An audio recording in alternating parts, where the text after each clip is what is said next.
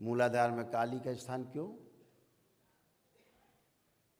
और यही दो चक्रों का मिलन है, दो शरीरों के मूलाधार घर्षण के स्वरूप एक स्थूल शरीर पैदा होता है, बनता है। और यही साधक जो आप बैठे हो, जब साधना करोगे तो आपका मूलाधार चक्र जो है, जो स्वाधिष्ठान चक्र से घर्षण करेगा, अपने में स्वयं में घर्षण करेगा, तो भी एक शक्ति का जन्म होगा, लेकिन वो सूक्ष्म होगी, स्थूल नहीं होगी। क्योंकि आपके अंदर जो एक चक्र है, दूसरे चक्र से जब मिलन होगा ऊपर की ओर चढ़ेगा। पहला चक्र मूलाधार, दूसरा स्वाधिष्ठान, फिर मणिपूरक, फिर अनाहत, विशुद्धि, आज्ञा, फिर सहस्रार। तो जब आप ही का चक्र, आपके ही चक्र से मिलन होता है तो एक सूक्ष्म शक्ति उत्पन्न होती है, ऊर्जा उत्पन्न होती है, जो आपके साथ दिव्य शक्ति के रूप में रहती है। वह आप ही की ऊर्जा है, कोई बाहर से नहीं आती।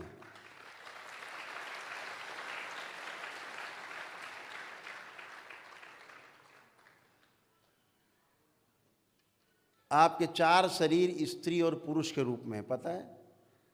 जितने यहाँ पुरुष बैठे हैं आप सबका पहला जो शरीर है, हर देखा आपने चित्र देखा है भगवान शिव का, माँ का चित्र देखा है, जो अर्धनारीश्वर के रूप में है, आधा स्त्री आधा पुरुष। ऐसे हर पुरुष का जो पहला शरीर है वो पुरुष का शरीर है, उसका दूसरा शरीर स्त्री का है, तीसरा फिर पुरुष का है, और चौथा शरीर उसका स्त्री का है। ऐसे स्त्रियों का पहला शरीर स्त्री का है, उसका दूसरा शरीर पुरुष का है, तीसरा फिर स्त्री का है, चौथा पुरुष का है। आपने देखा होगा ना, बच्चे आते हैं, लड़कियां लड़के बने खड़े होते हैं मेरे सामने, लड़के लड़कियां बन जाते हैं, केवल घूम जाता है ऐसे, वो तमाम बच्चे आते हैं, फिर संतान उत्पत्ति नहीं होती, शादी करने का मन नहीं होता। तो पहला शरीर पुरुष का, दूसरा शरीर स्त्री का, तीसरा फिर पुरुष का, चौथा फिर स्त्री का। इसीलिए पुरुष का चौथा शरीर जो स्त्री का है, पांचवा शरीर जिसको हम बोलते हैं ब्रह्म शरीर।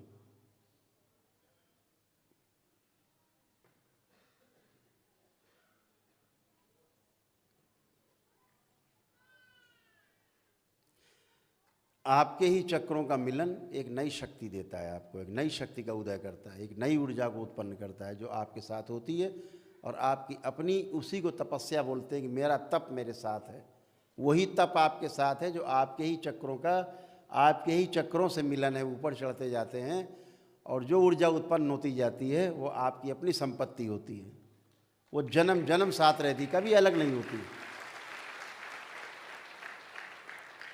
वो साथ ही पैदा होती है, साथ ही रहती है, कभी नहीं साथ छोड़ती, वो आपकी संपत्ति है।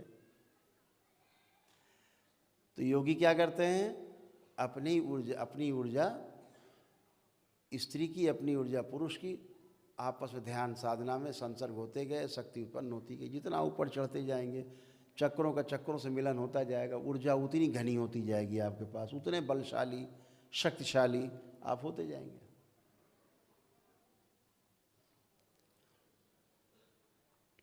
तो जब डिकोड करने बैठते हैं, चीज़ों को खोलते हैं, तो समझ में आता, रहस्य टूट जाता है।